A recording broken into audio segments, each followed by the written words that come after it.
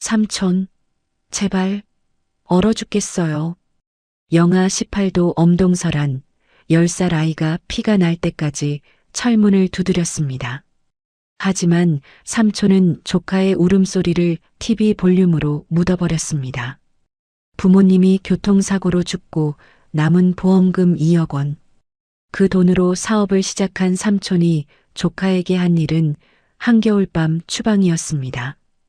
이제 네가 갈 곳은 없어. 그날 밤 아이는 손목이 찢어져 피투성이가 되도록 문을 두드리다 어둠 속으로 사라졌습니다. 20년 후 그 상처를 간직한 남자가 월가 최고의 투자가가 되어 한국에 나타났습니다.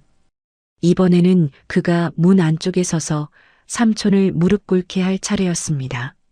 좋아요와 구독을 눌러두시면 삶에 도움이 되는 이야기와 정보를 가장 편하게 받아보실 수 있습니다.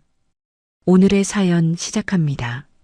1990년 12월 15일 서울 변두리 주택가에 기록적인 한파가 몰아쳤습니다. 기상청 발표로는 영하 18도, 체감온도는 영하 25도까지 떨어진 밤이었습니다. 눈발이 거세게 휘몰아치는 밤 10시, 상철이 조카 도준의 등을 거칠게 밀어냈습니다.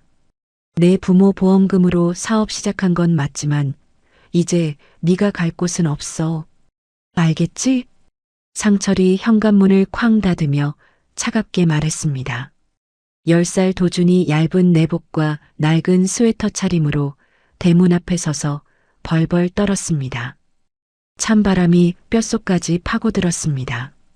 삼촌, 문 열어주세요. 너무 추워요. 제발.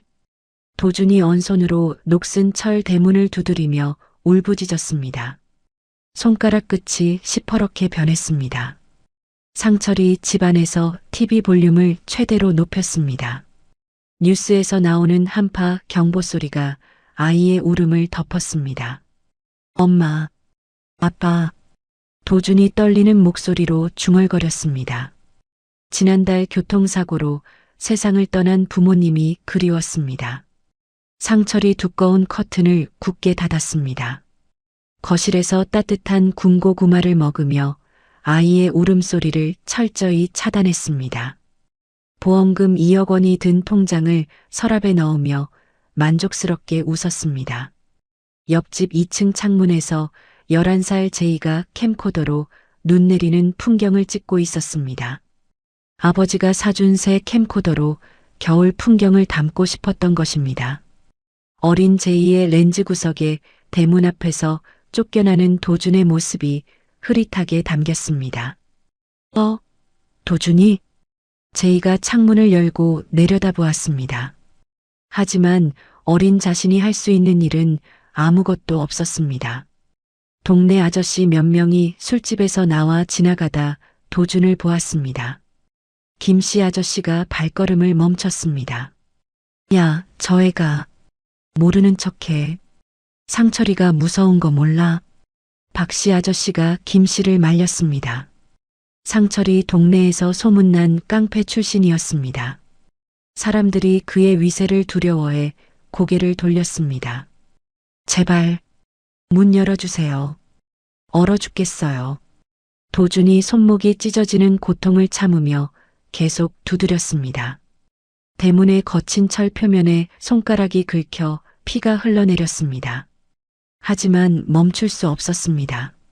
살기 위해서는 들어가야 했습니다. 제이가 몰래 주먹밥 하나를 만들어 2층 창문으로 던졌습니다. 도준이 그것을 주워 먹으며 잠깐 힘을 얻었습니다. 고마워. 도준이 올려다보며 작게 말했습니다. 제이가 눈물을 닦으며 창문을 닫았습니다. 새벽 2시가 되어서야 도준이 힘이 다해 주저앉았습니다. 손목에 상처가 깊어져 피가 멈추지 않았습니다. 의식이 흐려지기 시작했습니다. 결국 도준이 마지막 힘을 내어 일어나 어둠 속으로 사라졌습니다. 발자국이 눈에 덮여 지워졌습니다. 20년 후 2010년 12월 15일 인천국제공항에 DK 인베스트먼트 로고가 박힌 전용기가 착륙했습니다. 활주로에 검은 벤츠들이 도열해 있었습니다. 회장님, 한국에 도착했습니다. 금발의 비서 앤드류가 공손히 말했습니다. 완벽한 한국어였습니다. 수행원들이 일사불란하게 움직이며 도준을 맞이했습니다. 도준이 맞춤 수트를 입고 선글라스를 쓴 채 침착하게 계단을 내려왔습니다. 30세가 된 그의 모습에서는 과거의 상처를 찾을 수 없었습니다. 완벽하게 다듬어진 외모와 차가운 카리스마가 압도적이었습니다. 20년 만이군. 도준이 한국 땅을 밟으며 중얼거렸습니다. 왼손으로 손목을 무의식적으로 문질렀습니다.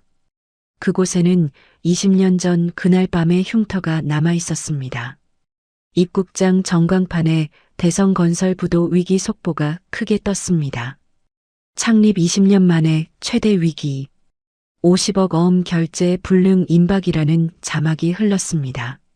도준이 그 뉴스를 응시하며 차가운 미소를 지었습니다. 때가 됐군. 도준이 앤드류에게 말했습니다. 스케줄 확인해 드릴까요? 필요 없어. 모든 준비는 끝났으니까. 같은 시각 강남 지하 불법 도박장. 민재가 포커 테이블에서 마지막 패를 뒤집으며 절규했습니다. 말도 안 돼.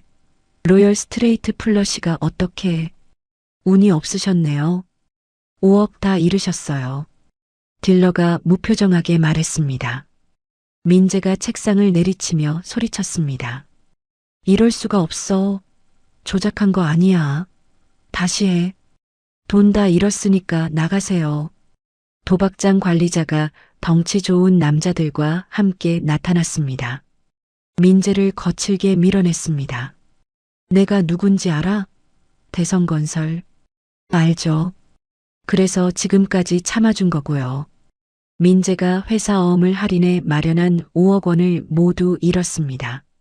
어음 만기까지 3일밖에 남지 않았는데 돈은 이미 사라진 후였습니다.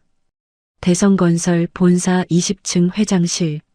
상철이 은행 지점장의 전화를 받으며 얼굴이 새파랗게 변했습니다. 50대 후반이 된 그의 얼굴에는 세월의 흔적과 탐욕이 그대로 드러나 있었습니다. 대출 연장이 안 된다고요? 20년 거래했는데 왜요? 죄송합니다. 회사 신용도가 급격히 하락했습니다. 본점에서 지시가. 그럼 담보를 더 넣을 테니까. 이미 담보 가치도 하락했습니다. 상철이 전화를 끊고 책상에 명패를 집어 던졌습니다. 대성건설 회장 박상철이라고 새겨진 명패가 바닥에 떨어져 산산조각 났습니다. 다 격리 때문이야. 장부를 제대로 못 맞춰서. 상철이 아무 죄 없는 격리 직원에게 화풀이했습니다. 젊은 여직원이 눈물을 글썽이며 고개를 숙였습니다. 그 순간 건물 아래층에서는 민재가 자재팀장 김대리와 몰래 만나고 있었습니다. 둘이 커피숍 구석 자리에서 서류를 주고받았습니다. 이번에는 3억으로 부풀려 주세요. 민재가 급하게 말했습니다. 이미 많이 했는데. 들키면 큰일 나요. 모르게 하면 되잖아요. 아버지는 숫자 같은 거 모르니까. 상철은 아들이 내부에서 돈을 빼돌리는 줄도 모른 채 외부 투자자만 찾고 있었습니다. 남산 호텔 펜트하우스 스위트룸. 도준이 넓은 거실에서 앤드류에게서 태블릿 PC를 건네받았습니다. 도시의 야경이 한눈에 내려다 보이는 최고급 객실이었습니다. 화면에 대성건설에 조작된 장부와 민재의 도박 기록이 상세히 나타났습니다. 지난 2년간 수집한 정보들이 완벽하게 정리되어 있었습니다. 완벽하군. 도준이 와인 잔을 기울이며 차분히 말했습니다. 박민재의 횡령 규모가 생각보다 크네요. 앤드류가 보고했습니다. 그래서 더 좋아. 가장 굴욕적인 방법으로 회사를 삼키겠어. 도준이 창밖을 바라보며 말했습니다. 저 멀리 대성건설 본사 건물이 보였습니다. 내일 채권단 회의 좌석을 이렇게 배치해. 박상철이 가장 초라해 보이는 자리에 앤드류가 메모하며 고개를 끄덕였습니다. 그리고 회의 전에 이 자료들을 미리 뿌려둬. 분위기 조성이 중요해. 도준이 손목을 다시 한번 문질렀습니다. 20년 전 그날 밤의 기억이 선명했습니다. 추위와 배신감, 그리고 절망이 되살아났습니다. 복수는 차갑게 서빙하는 게 제맛이지. 다음 날 오전 10시 대성건설 본사 회의실 채권단 회의가 시작되었습니다. 은행 관계자들과 투자자들이 긴장한 표정으로 자리에 앉았습니다. 도준이 가장 상석에 앉아 있었습니다. DK 인베스트먼트 회장 데이비드 강이라는 명패가 그 앞에 놓여 있었습니다. 상철이 식은땀을 흘리며 단상에 올라 발표를 시작했습니다. 떨리는 목소리로 원고를 읽기 시작했습니다. 저희 대성건설의 경영 정상화 계획을 말씀드리겠습니다. 잠깐요. 도준이 차갑게 말을 끊었습니다. 회의장이 순식간에 조용해졌습니다. 모든 시선이 도준에게 집중되었습니다. 3일 후 도래하는 50억 원 어음을 막을 구체적인 방법이 있나요?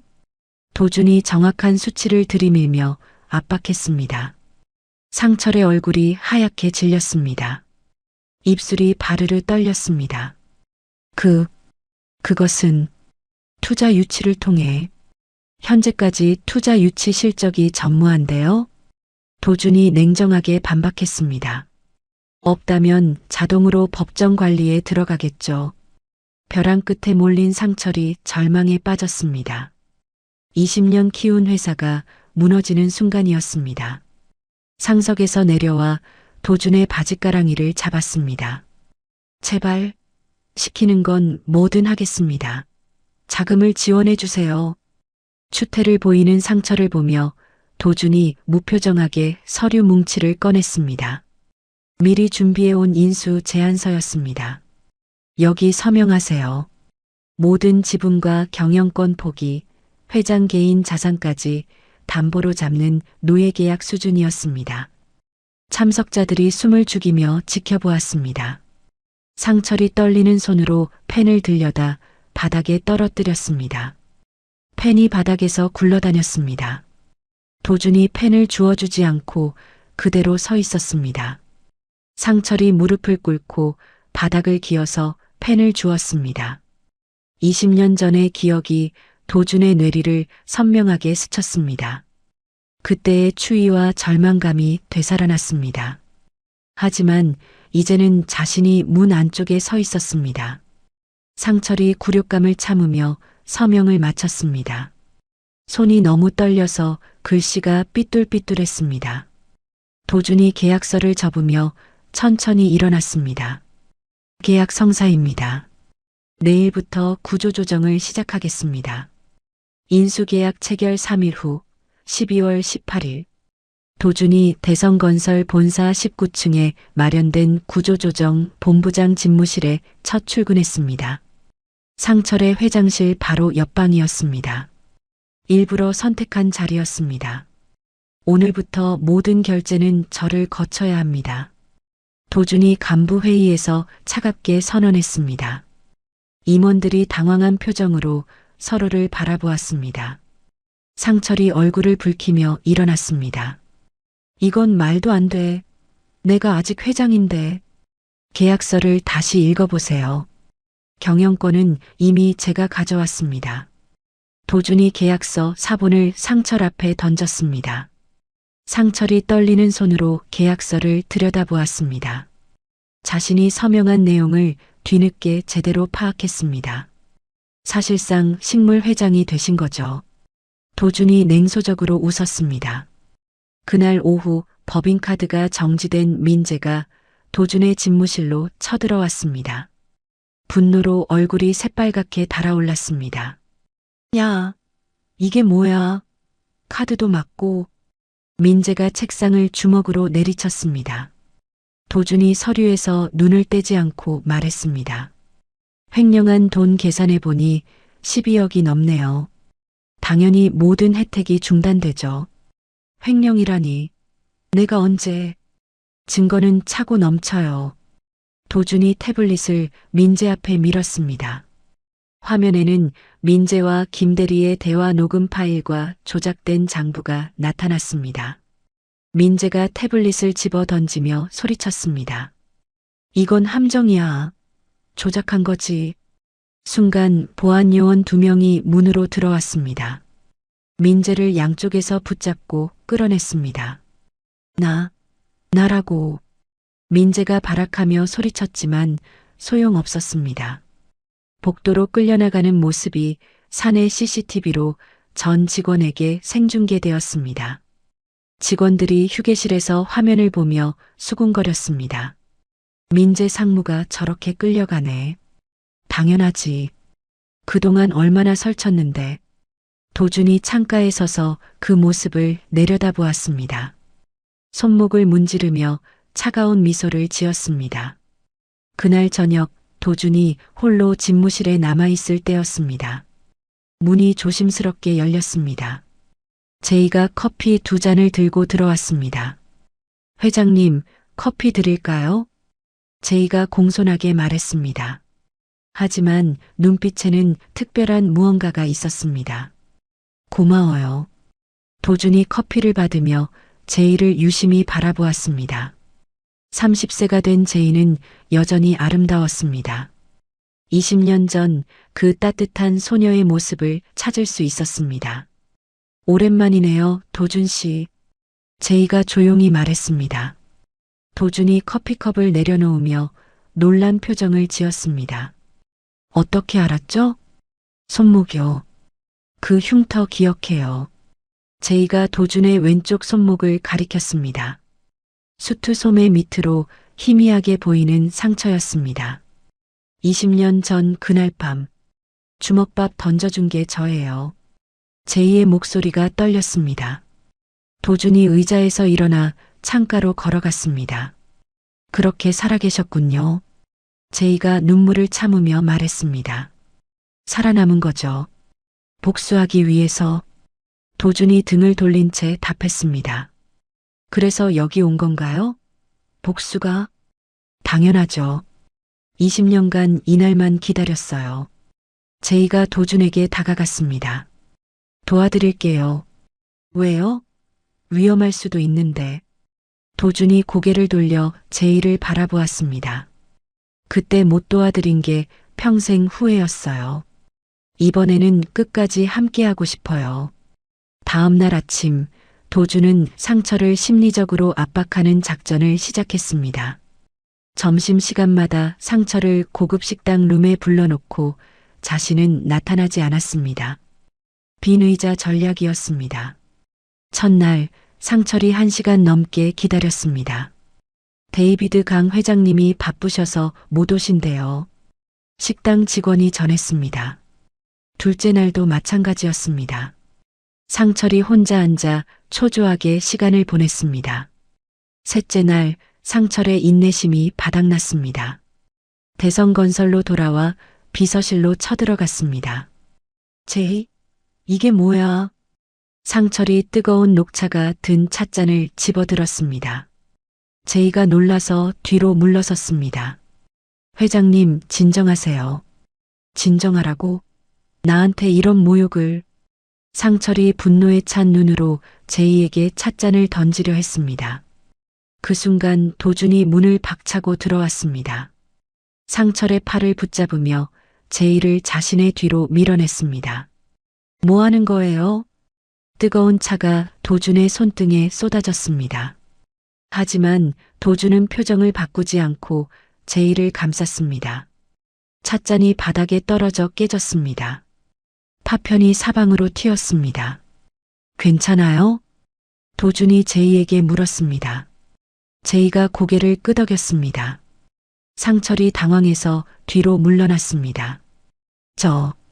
저건 사과하세요. 도준이 차갑게 명령했습니다. 뭐라고? 직원에게 폭행을 가하려 했으니 사과하라는 겁니다.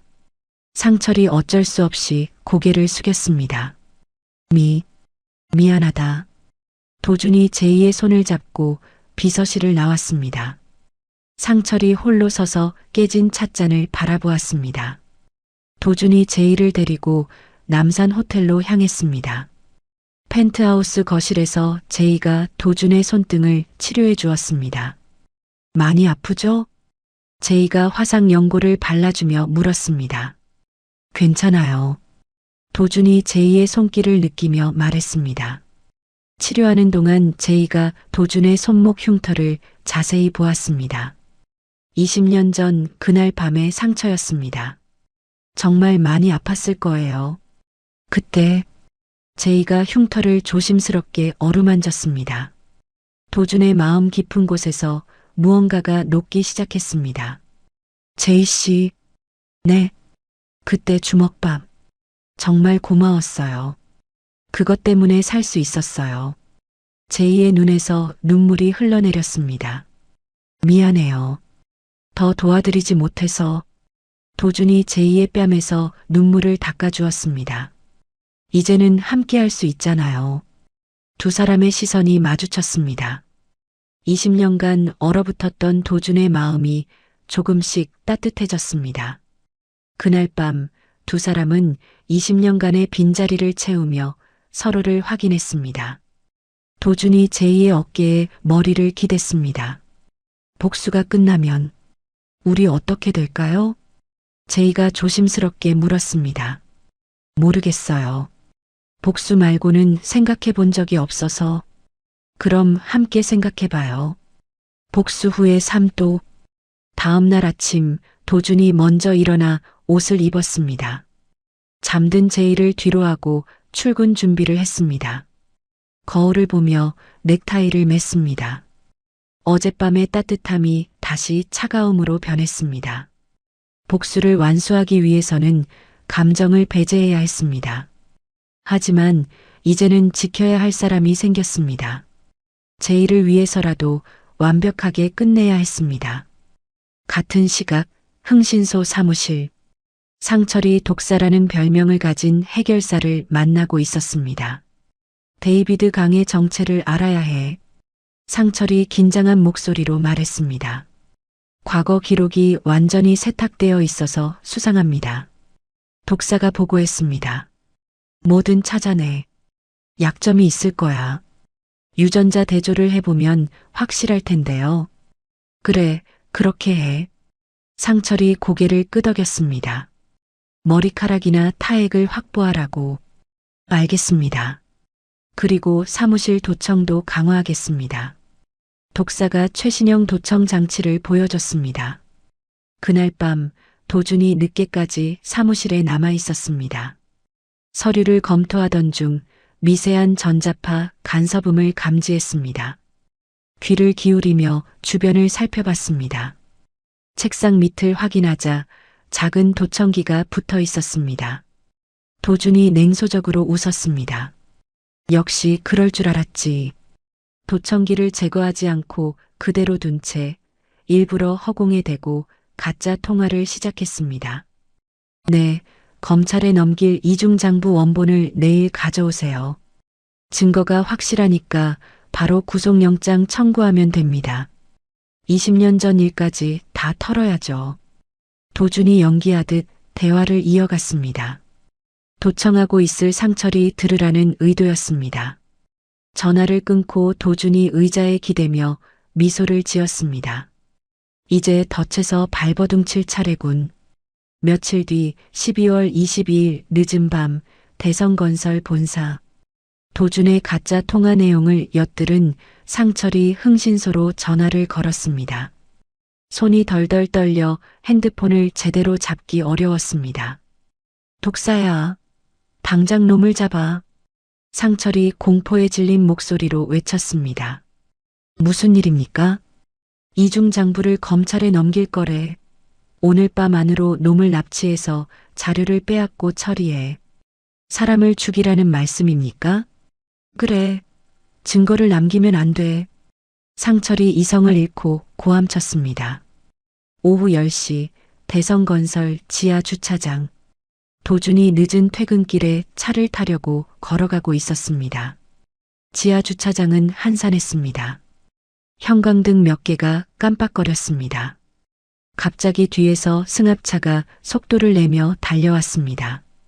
도준의 차 앞을 가로막았습니다. 차 문이 벌컥 열리며 쇠파이프를 든 남자 5명이 뛰어내렸습니다. 데이비드 강이지? 독사가 앞장서며 위협적으로 물었습니다.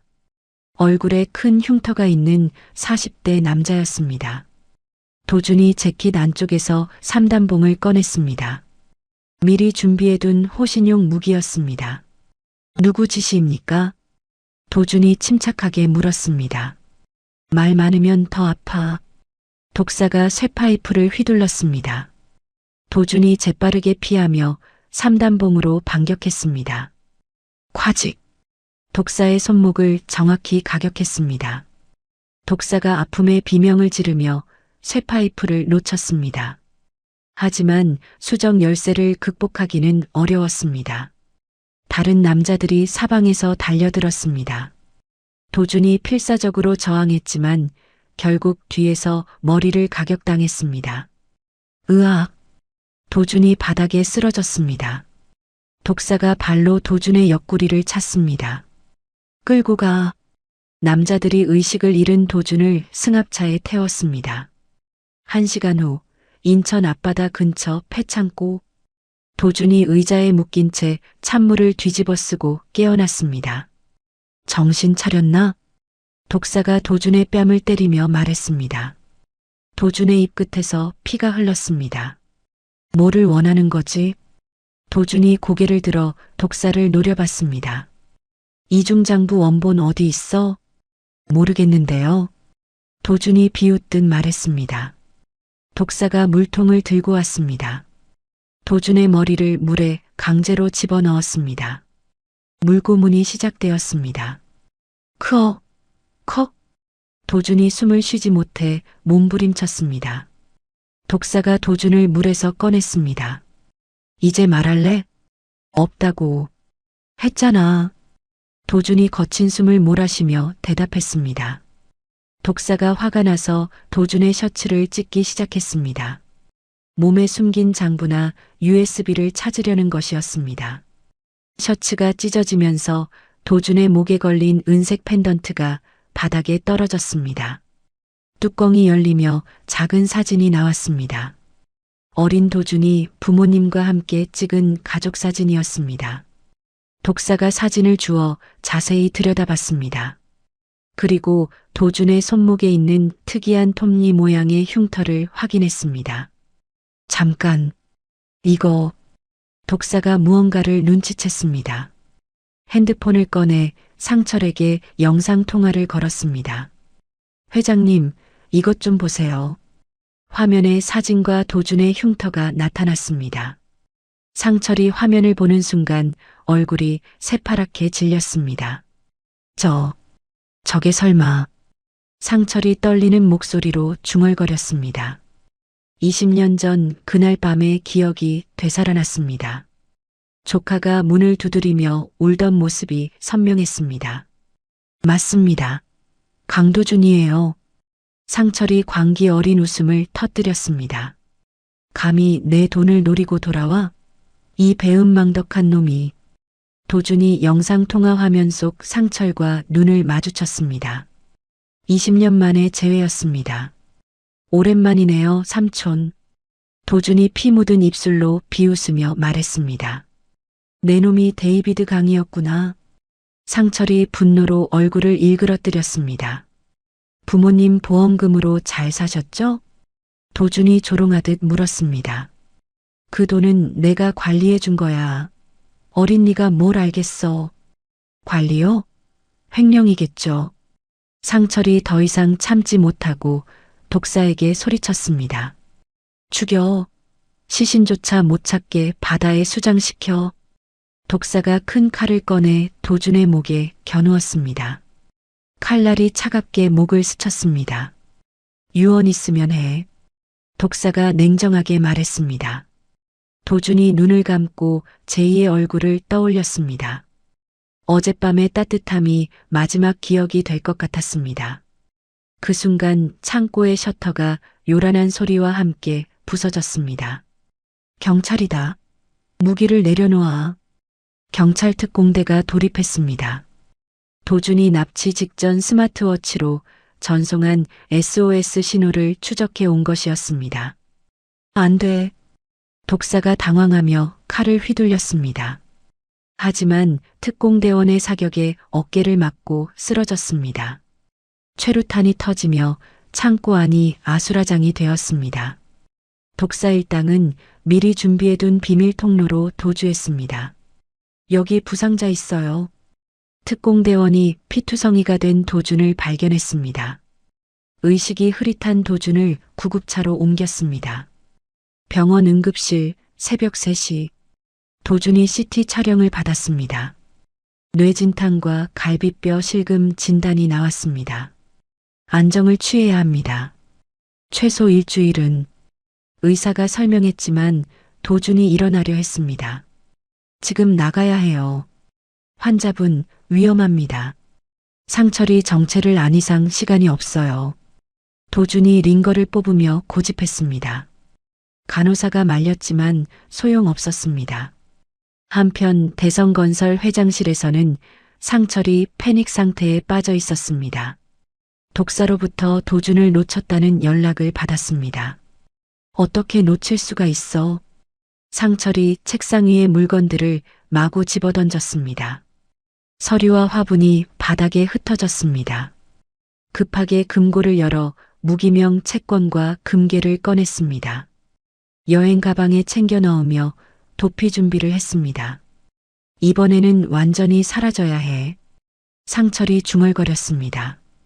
그때 민재가 회장실로 들어왔습니다. 아버지가 혼자 도망치려는 것을 보고 배신감을 느꼈습니다. 아버지, 저버리고 가려고 해요? 민재가 원망스럽게 물었습니다. 너도 당장 짐 싸. 함께 나가자. 싫어요. 저는 안 가요. 민재가 고개를 저었습니다. 도박 빚에 시달리던 그에게 기회가 보였습니다. 민재가 몰래 핸드폰을 꺼내 도준에게 전화를 걸었습니다. 데이비드 강 회장님? 누구죠? 박민재입니다. 거래하죠. 무슨 거래요? 아버지 미랑 루트 알려줄 테니 5억만 주세요. 도준이 통화 내용을 녹음하며 냉정하게 답했습니다. 거래는 거절합니다. 하지만 정보는 고맙네요. 뭐라고요? 내일 새벽 인천항이라고 했죠? 충분한 정보예요. 도준이 전화를 끊었습니다. 민재가 당황해서 핸드폰을 내려다봤습니다. 도준이 병실에서 찢어진 셔츠를 벗고 새 옷을 갈아입었습니다. 거울에 비친 자신의 모습이 처참했습니다. 얼굴 여기저기에 멍이 들어 있었습니다. 하지만 눈빛은 더욱 차가워졌습니다. 도망가는 상처를 잡는 것보다 더 잔인한 계획이 있었습니다. 주주총회장에서 끝내는 게 더 완벽하겠군.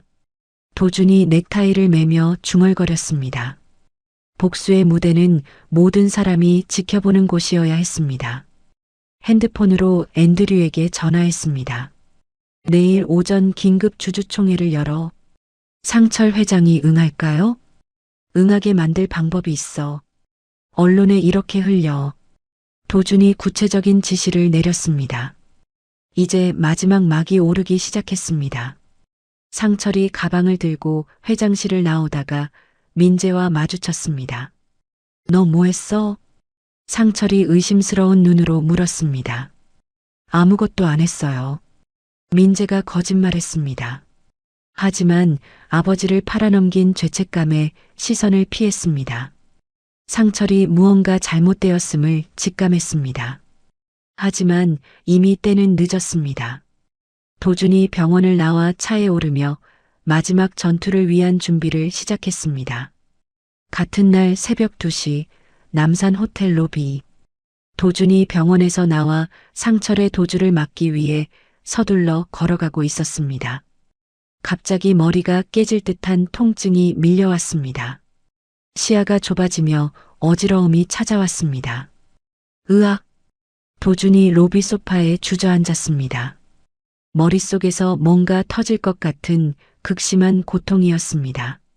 식은땀이 흘러내렸습니다.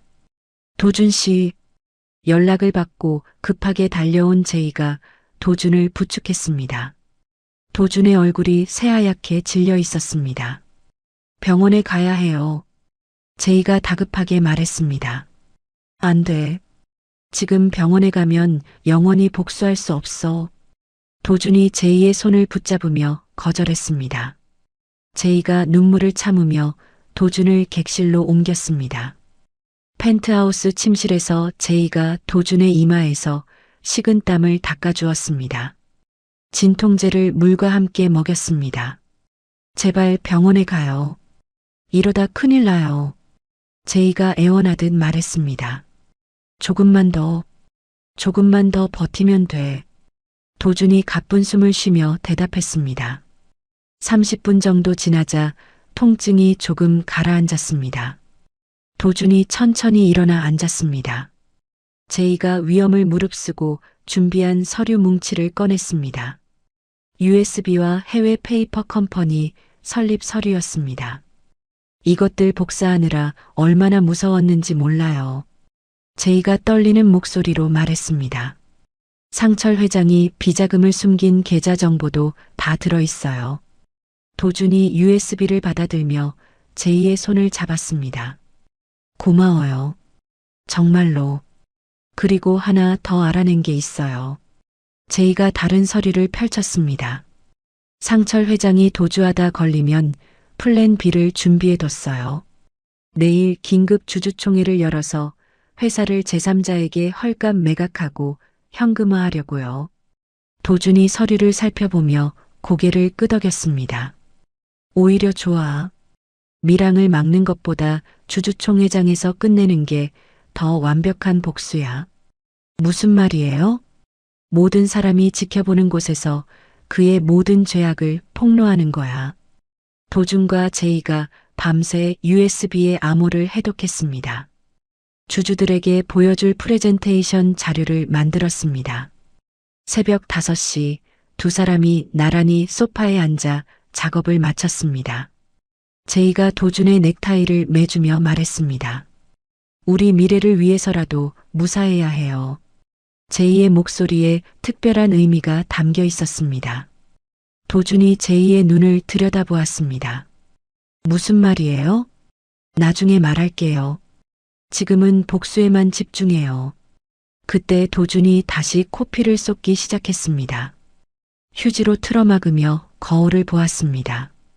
창백한 자신의 얼굴이 비쳤습니다. 조금만 더 버텨달라. 도준이 거울 속 자신에게 중얼거렸습니다. 같은 시각 상철이 공항으로 향하는 척하다가 차를 돌렸습니다. 운전기사에게 대성건설 본사로 가라고 지시했습니다. 회장님, 공항 아니었나요? 계획이 바뀌었어. 어서 가. 상철이 초조하게 말했습니다. 민재가 자신을 팔아넘겼다는 것을 직감했습니다. 도주하기 전에 마지막 수를 써야 했습니다. 대성건설 본사에 도착한 상철이 용역 깡패들을 불렀습니다. 20명 정도의 건장한 남자들이 본사 주변을 지켰습니다. 오늘 주주총회장을 완전히 봉쇄해. 데이비드 강이 들어오지 못하게 해. 상철이 용역 두목에게 지시했습니다. 알겠습니다. 그리고 언론사에 이 보도 자료를 뿌려. 상철이 미리 준비한 가짜 자료를 건넸습니다. 데이비드 강은 기업 사냥꾼, 대성건설 매각은 회사를 지키기 위한 어쩔 수 없는 선택이라는 내용이었습니다. 오전 8시 도준의 변호인단이 법원에 매각 금지 가처분 신청을 냈습니다. 동시에 우호적인 주주들에게 전화를 돌려 참석을 독려했습니다. 꼭 참석해 주십시오. 중요한 발표가 있습니다. 변호사들이 일사불란하게 움직였습니다. 오전 9시 대성건설 본사 앞이 아수라장이 되었습니다. 도준을 막으려는 용역들과 취재진이 뒤섞였습니다. 경찰도 출동했습니다. 회장님 오신다. 누군가 소리쳤습니다. 상철이 20층 창문에서 내려다보며 회심의 미소를 지었습니다. 드디어 조카와의 마지막 승부가 시작되는 순간이었습니다. 이번에는 내가 이긴다. 상철이 중얼거리며 주주총회장이 있는 20층 회의실로 향했습니다. 단상에 올라 마이크를 점검했습니다. 10시가 되자 도준과 제이가 탄 차량이 정문에 도착했습니다. 용역들이 사방에서 에워쌌습니다. 하지만 도준의 경호팀도 만만치 않았습니다. 길을 비켜주십시오. 경호원들이 용역들을 밀어내며 길을 만들었습니다. 혼란 속에서 도준과 제이가 건물 안으로 들어갔습니다. 엘리베이터 안에서 도준이 마지막으로 진통제를 삼켰습니다. 손이 떨렸지만 참았습니다. 준비됐어? 도준이 제이에게 물었습니다. 네. 끝까지 함께해요. 제이가 도준의 손을 꼭 잡았습니다. 엘리베이터가 20층에 도착했습니다. 문이 열리자 주주총회장의 웅성거림이 들렸습니다. 이미 많은 주주들이 모여 있었습니다. 도준이 비장한 표정으로 회의장 문을 바라보았습니다. 20년간 준비해온 순간이 드디어 찾아왔습니다. 가자. 도준이 제이의 손을 잡은 채 회의장으로 향했습니다. 복수의 마지막 막이 오르려고 했습니다. 상철이 단상에서 도준을 기다리며 냉소적으로 웃고 있었습니다. 하지만 그는 아직 몰랐습니다. 도준이 어떤 폭탄을 준비해 왔는지를. 회의장 문 앞에서 도준이 잠시 멈춰섰습니다. 마지막으로 심호흡을 하고 문손잡이를 잡았습니다. 드디어 심판의 시간이 시작되려 하고 있었습니다. 주주총회 시작 10분 후 오전 10시 10분 상철이 단상에서 원고를 들고 연설을 시작했습니다. 목소리가 떨렸지만 최대한 침착해 보이려고 노력했습니다. 존경하는 주주 여러분, 오늘 이 자리에 모여주셔서 감사합니다. 주주들이 술렁거렸습니다. 갑작스러운 총회 개최에 대한 불만이 터져나왔습니다. 회사의 미래를 위해 어쩔 수 없는 결단을 내려야 합니다. 상철이 거짓 눈물을 흘리며 연기했습니다. 외부 투기자본의 위협으로부터 우리 회사를 지키기 위해 매각을 결정했습니다. 매수된 주주 몇 명이 박수를 치기 시작했습니다. 하지만 대부분의 주주들은 의아해했습니다. 그때 굳게 닫힌 회의장 문이 쾅 하고 열렸습니다. 도준이 찢어진 입술을 손등으로 닦으며 들어왔습니다. 용역들과 몸싸움을 벌인 흔적이 역력했습니다. 이 거래는 불법입니다. 도준이 목소리 높여 일갈했습니다. 회의장이 순식간에 조용해졌습니다. 상철이 당황하여 소리쳤습니다. 저놈 끌어내. 당장. 하지만 도준 뒤로 검찰 수사관들이 들이닥쳤습니다. 용역들도 감히 움직이지 못했습니다. 주주들이 웅성거리기 시작했습니다. 도준이 천천히 단상으로 걸어갔습니다. 상철이 뒤로 물러섰습니다. 주주 여러분, 진실을 말씀드리겠습니다. 도준이 스마트폰을 조작해 대형 스크린을 해킹했습니다. 회사 프레젠테이션 화면이 바뀌었습니다. 어젯밤 박상철 회장이 청부업자에게 지시한 통화 내용을 들어보시죠. 스피커에서 상철의 목소리가 울려 퍼졌습니다. 죽여. 시신조차 못 찾게 바다에 수장시켜. 조카놈을 완전히 제거해. 생생한 살인 교사 음성이 회의장을 찢었습니다. 주주들이 경악했습니다. 저게 뭐야? 말도 안 돼. 비명과 경악으로 가득해졌습니다. 상철이 얼굴이 새하얗게 질려 단상에서 비틀거렸습니다. 저건 조작이야. 조작? 이어 스크린에 상철이 빼돌린 비자금 계좌 내역이 나타났습니다. 500억 원 규모의 돈이 해외 계좌로 빠져나간 기록이었습니다. 스위스 은행, 케이맨 제도, 싱가포르. 도준이 하나하나 설명했습니다. 민재 씨가 도박으로 탕진한 회사 공금도 보시죠. 화면에 민재의 도박장 출입 기록과 횡령 장부가 공개되었습니다. 주주들이 분노로 들끓기 시작했습니다. 이 도둑놈들, 우리 돈을 다 훔쳐갔네. 도준이 마이크를 잡고 자신의 왼쪽 손목을 주주들에게 보여줬습니다. 톱니 모양의 흉터가 선명했습니다. 20년 전 이 흉터를 남기고 쫓겨났던 조카 강도준이 바로 저입니다. 회의장이 더욱 시끄러워졌습니다. 주주들이 충격에 빠졌습니다.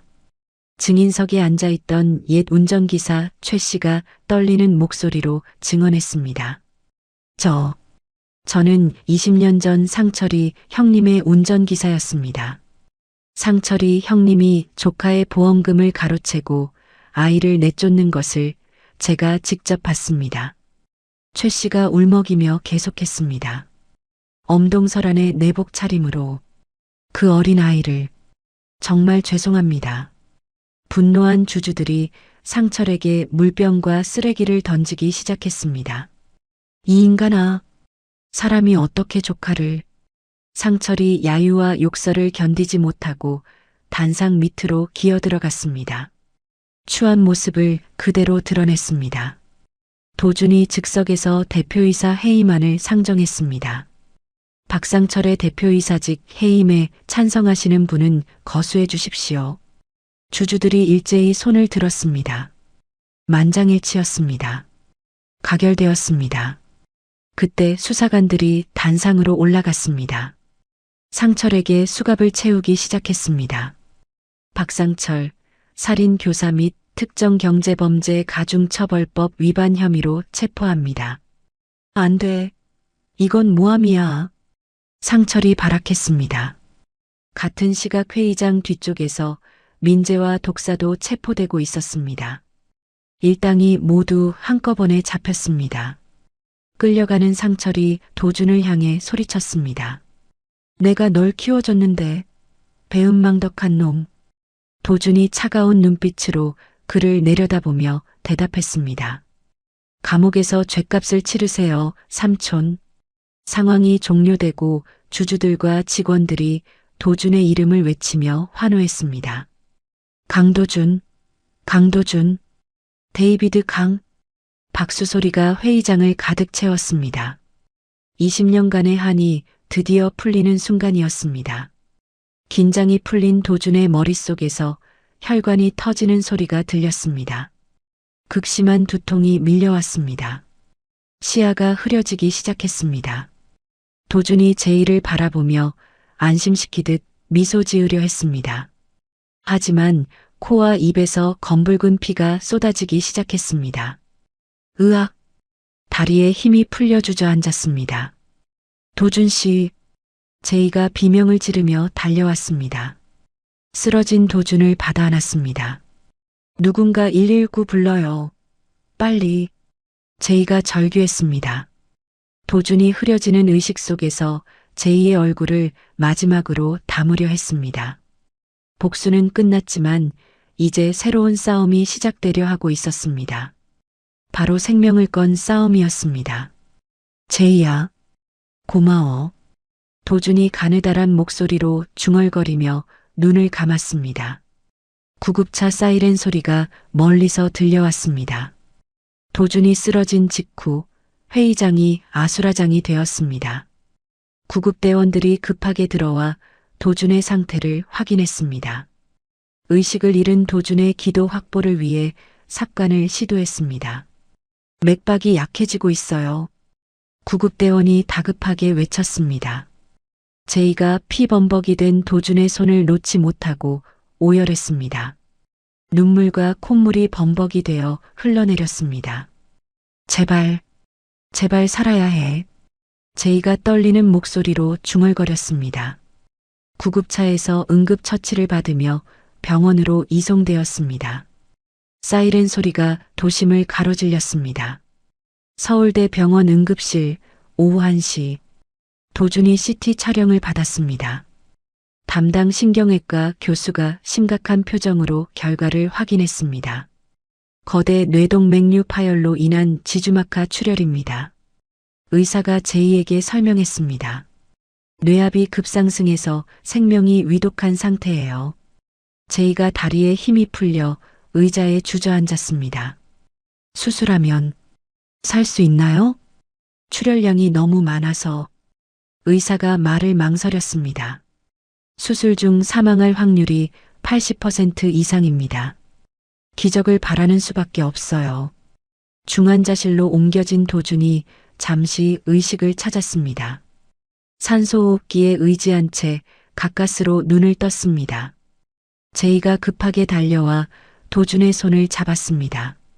도준 씨, 정신 차렸어요? 도준이 말을 할 수 없어 눈빛으로 신호를 보냈습니다. 이제 다 끝났다. 쉬고 싶다는 의미였습니다. 아니에요. 포기하면 안 돼요. 제이가 울면서 말했습니다. 도준이 삶에 대한 미련을 버리려 했습니다. 변호사를 불러 사전 의료 의향서를 작성하려 했습니다. 전 재산을 사회에 환원하고 연명 치료를 거부한다는 내용이었습니다. 같은 시각 서울구치소 독방. 상철이 변호사 접견을 받고 있었습니다. 조카가 중환자실에 있다고? 상철이 놀란 표정을 지었습니다. 네, 뇌출혈로 생명이 위험합니다. 그럼 내가 유일한 혈족 아니야? 상철의 눈에서 탐욕이 번뜩 나타났습니다. 조카가 죽으면 유산 상속권은 나에게 있어. 그리고 수술 동의권도 보호자인 내가 갖는 거지. 변호사가 난처한 표정을 지었습니다. 법적으로는 그렇습니다만 상철이 감옥에서도 인면수심의 본성을 드러냈습니다. 조카의 생사보다 재산에만 관심을 보였습니다. 이 사실을 알게 된 제이가 분노로 온몸을 떨었습니다. 병원장을 찾아가 상황을 설명했습니다. 제가 환자의 사실혼 관계 배우자입니다. 제이가 간절히 말했습니다. 상철과는 원수 사이예요. 절대 수술 동의를 맡겨서는 안 돼요. 하지만 법적으로는 혈족인 상철이 우선순위가 높았습니다. 제이가 절망에 빠졌습니다. 그날 저녁 언론을 통해 도준의 사연이 알려졌습니다. TV 뉴스에서 20년 전 사연과 복수 성공담이 보도되었습니다. 엄동설안에 쫓겨났던 고아가 20년 만에 돌아와 복수를 성공시켰지만 뇌출혈로 위기에 처했습니다. 시민들이 도준의 사연에 감동했습니다. 병원 로비에 사람들이 몰려들기 시작했습니다. 포스트잇에 응원 메시지를 써서 벽에 붙였습니다. 촛불을 켜며 도준의 쾌유를 빌었습니다. 힘내세요, 도준 회장님. 포기하지 마세요. 대성건설 직원들도 단체로 문병을 왔습니다. 회사를 구해준 은인에 대한 고마움이었습니다. 제이가 의식을 잃은 도준을 병실 창가로 옮겼습니다. 창밖에 촛불 물결을 보여주며 울부짖었습니다. 도준 씨, 봐요. 당신을 살리려는 사람들이 이렇게 많아요. 혼자가 아니에요. 이 모든 사람들이 응원하고 있어요. 도준이 미미하게 눈을 떴습니다. 창밖에 따뜻한 불빛들을 바라봤습니다. 자신이 고독한 복수자가 아니었음을 뒤늦게 깨달았습니다. 마음이 조금씩 흔들리기 시작했습니다. 그날 밤 도준이 고열에 시달렸습니다. 40도가 넘는 열 때문에 헛소리를 중얼거렸습니다. 꿈속에서 돌아가신 어머니가 나타났습니다. 따뜻한 밥상을 차려주며 말했습니다. 도준아, 아직은 올 때가 아니야. 돌아가렴. 네가 해야 할 일이 아직 남았어. 어머니가 도준의 등을 따뜻하게 떠밀었습니다. 다음 날 아침 도준이 다시 의식을 찾았습니다. 제이의 수척해진 얼굴을 보며 마음이 아팠습니다. 밤새 간병하느라 눈이 퀭하게 들어가 있었습니다. 살아야 할 이유를 찾기 위해 고통스러운 숨을 몰아쉬었습니다.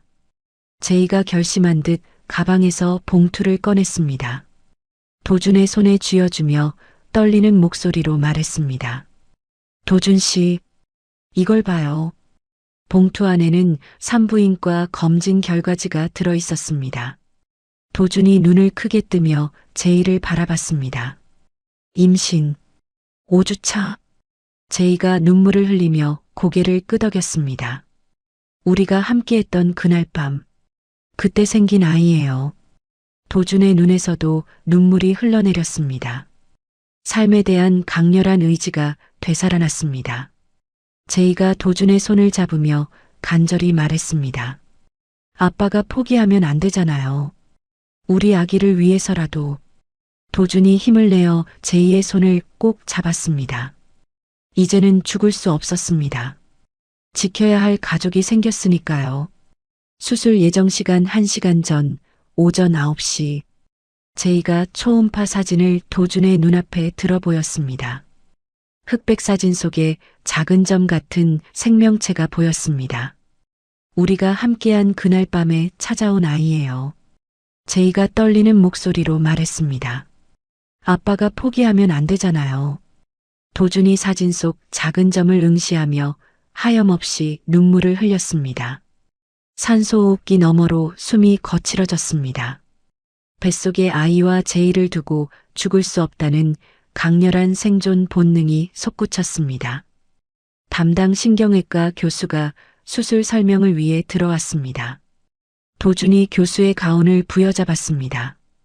확률이 1%라도 좋습니다. 제발 살려주십시오. 도준이 처절하게 애원했습니다.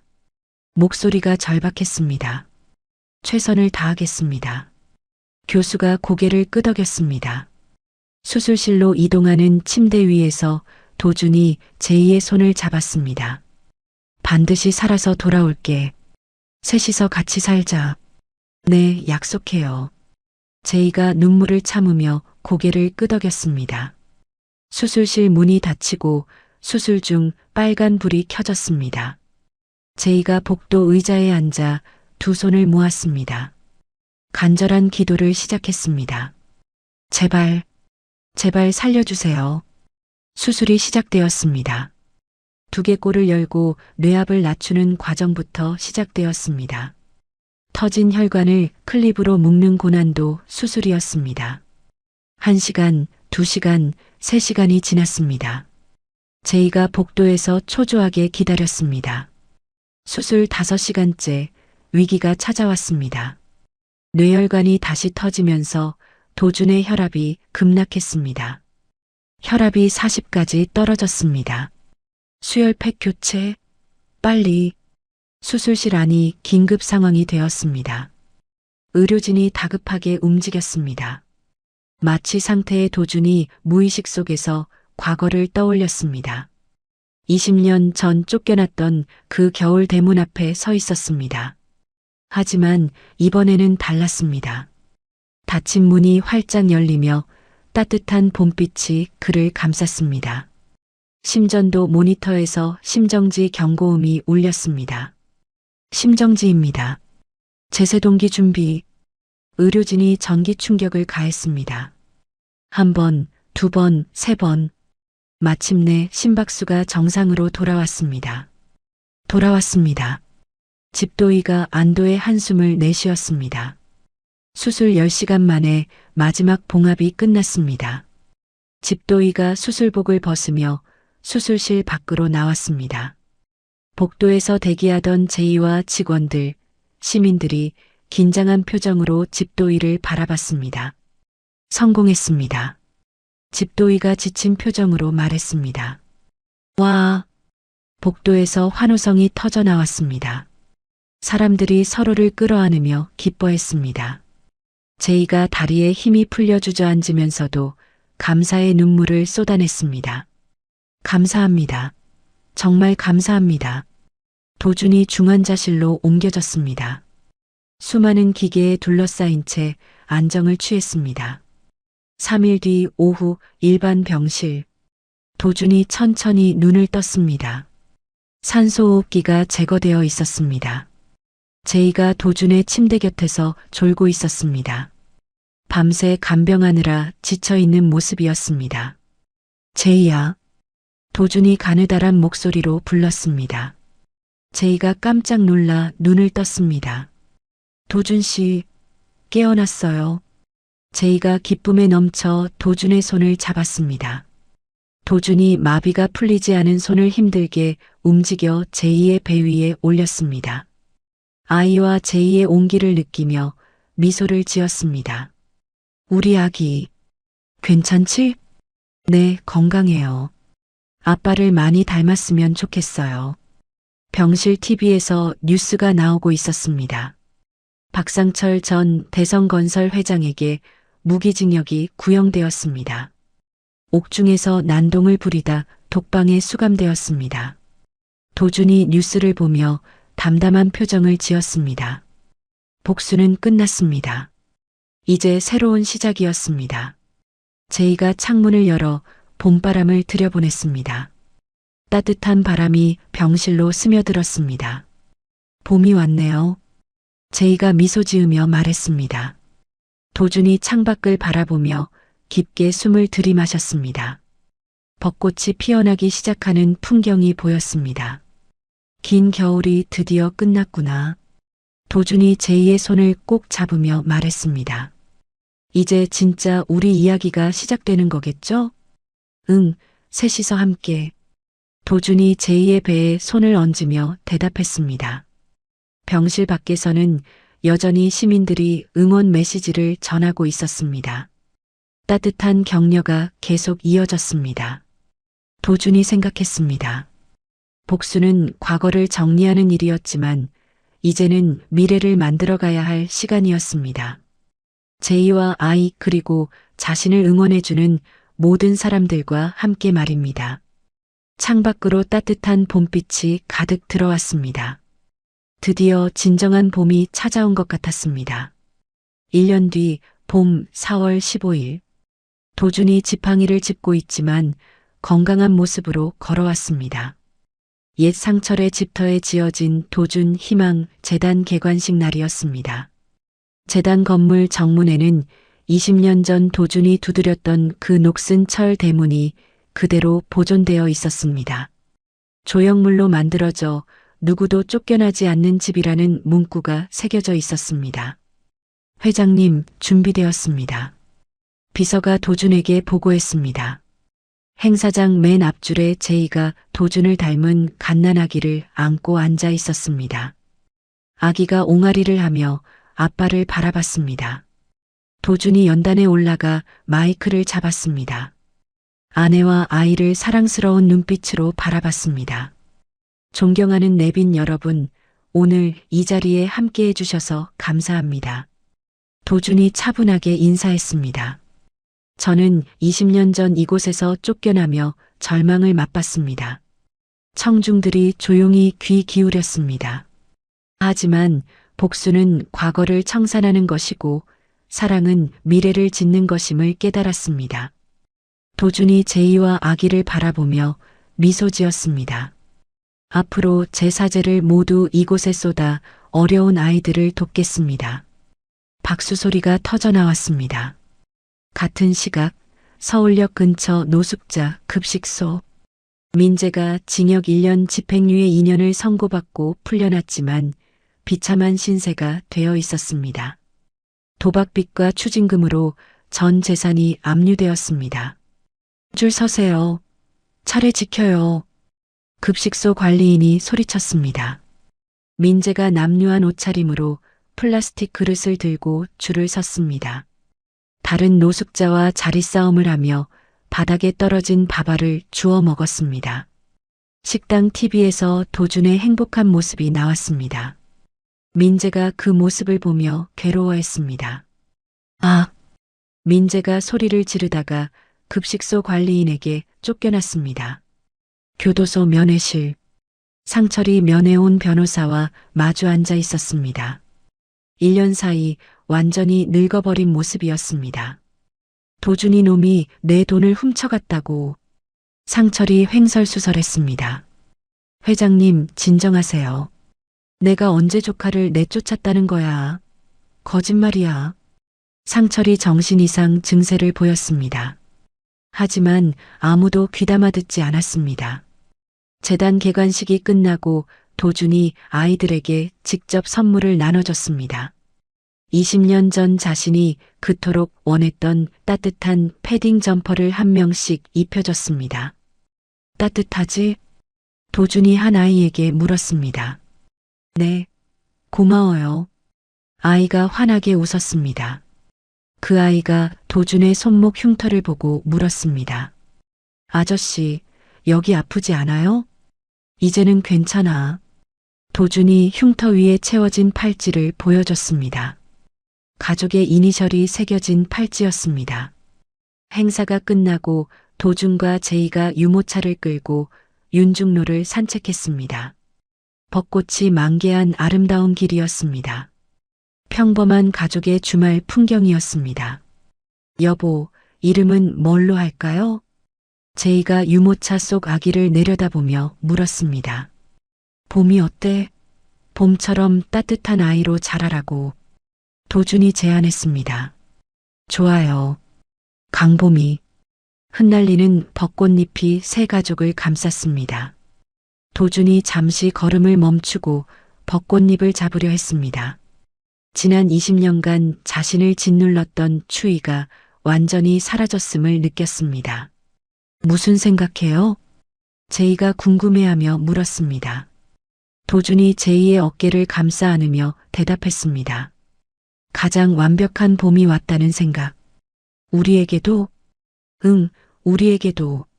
세 식구가 벚꽃 터널 속으로 걸어갔습니다. 유모차 바퀴가 부드럽게 굴러갔습니다. 아스팔트 틈새에서 노란 민들레꽃이 고개를 내밀고 있었습니다. 생명의 강인함을 보여주는 것 같았습니다. 도준이 마음속으로 중얼거렸습니다. 복수는 차가웠지만 그 끝은 따뜻했다.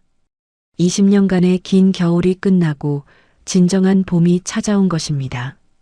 이제 도준에게는 과거가 아닌 미래가 있었습니다. 사랑하는 가족과 함께 만들어갈 따뜻한 미래가 기다리고 있었습니다. 벚꽃잎이 바람에 날려 하늘로 올라갔습니다. 마치 축복처럼 새 가족을 둘러쌌습니다. 도준의 이야기는 이렇게 마무리됩니다. 복수는 차가웠지만 그 끝은 따뜻했습니다. 20년간 얼어붙은 마음을 녹인 것은 증오가 아닌 사랑이었습니다. 제이와의 만남, 그리고 새로운 생명의 탄생이 도준에게 진정한 구원을 가져다 주었죠. 때로는 우리 삶에도 견디기 힘든 추위가 찾아올 수 있습니다. 배신당하고 버림받고 절망에 빠질 수도 있어요. 하지만 기억하세요. 가장 추운 겨울이 지나면 반드시 따뜻한 봄이 찾아온다는 것을, 그리고 그 봄을 맞이하는 것은 복수가 아닌 용서와 사랑일 때가 많습니다. 도준처럼 과거의 상처에 갇혀 살기보다는 현재의 소중한 사람들과 함께 미래를 만들어가는 것이 진정한 승리가 아닐까요? 아픈 과거는 딛고 일어서는 발판이 되어야지 우리를 묶어두는 족쇄가 되어서는 안 됩니다. 이야기를 끝까지 들어주신 분이 계시다면 잘 들었다고 댓글 하나만 남겨주세요.